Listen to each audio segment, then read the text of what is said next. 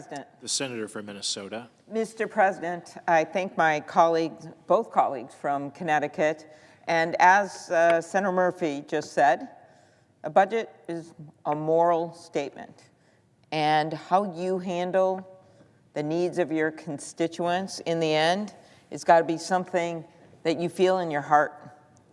And what we are saying today is that our constituents' health care, it's not something you can just bargain away over the summer and cut trillions of dollars from Medicaid or Medicare or the Affordable Care Act and think it's all going to be okay. As our colleagues are learning, it's not okay.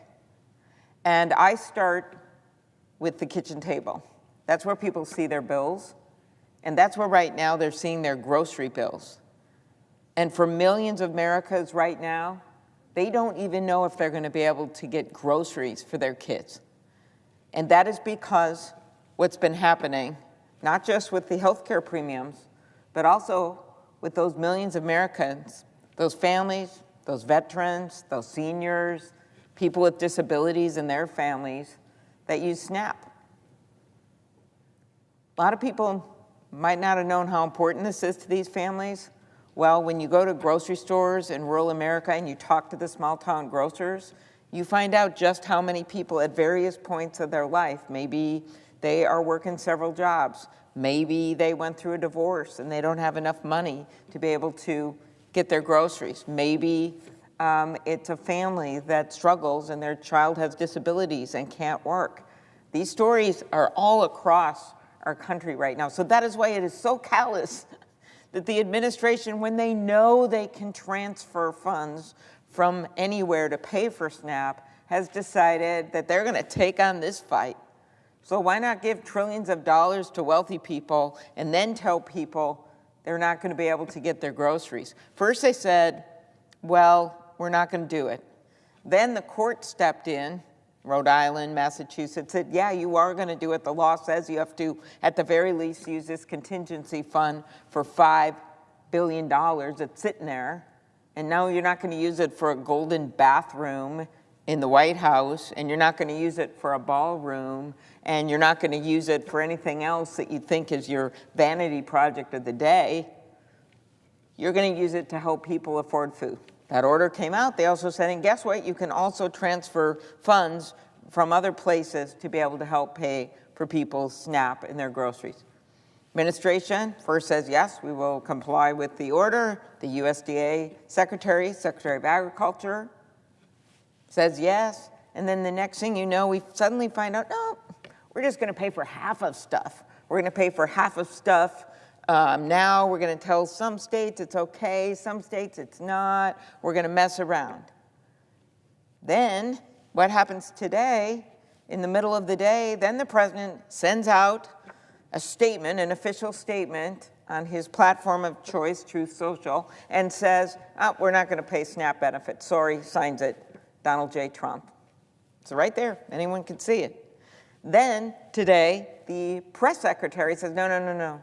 We are going to pay the SNAP benefits. This will eventually be resolved in court just this week, an emergency order. My very strong belief is the court is going to say none of this. You're following the court orders. You're going to provide the SNAP benefits.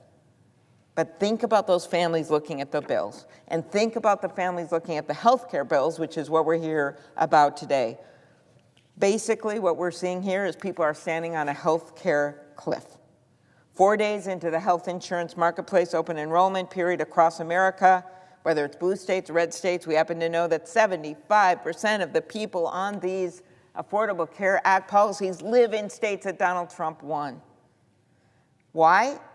Well, a lot of small companies, a lot of rural areas, 27% of farmers and ranchers are on Affordable Care Act plans. If you work at a big corporation in a big city, you're going to have health care. They're going to provide it to you. If you work at a government entity, whether it's local, whether it's state, whether it's federal, you're going to have health care. But if you're an entrepreneur and start your own small business, like the woman I met with in Eagan, Minnesota on Friday, who has one employee that she loves, who had cancer, she pays 75% of his premiums for him and his wife.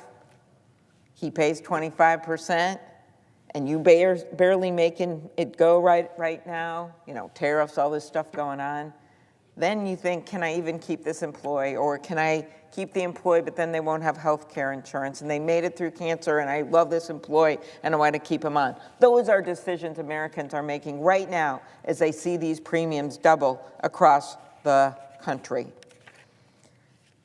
It's across every single state. Texas, 60-year-old Texas couple, for example, earning about $80,000 a year could see their premium increase by more than $17,000. I was just on a call with some Nebraskans. They're going to see doubling, tripling of their health insurance premiums. We have heard time and time again, Senator Murphy just mentioned Florida, but whether you're talking to people in Idaho or Utah, whether you are talking to people in the rural areas of West Virginia, they're seeing the same thing, doubling, tripling of their premiums. And it is within our grasp to do something about it. This amount of money for a year of it, and you can double that to 2 years, is literally nearly the same amount of money as the president gave to Argentina. How can that even be possible that we as a country think that it's better for our country to give $20 billion to Argentina than it is to help this small business owner be able to afford her employees' health insurance?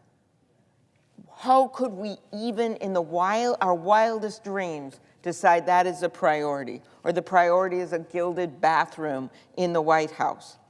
This is happening all over this country. It is time for our House colleagues to come back after their 6-week vacation. It is time for our Senate Republican colleagues to sit down and negotiate with us, because this is not a December thing. This is not a January thing. This is a now thing. It's happening now. Thank you, Mr. President. I yield the floor.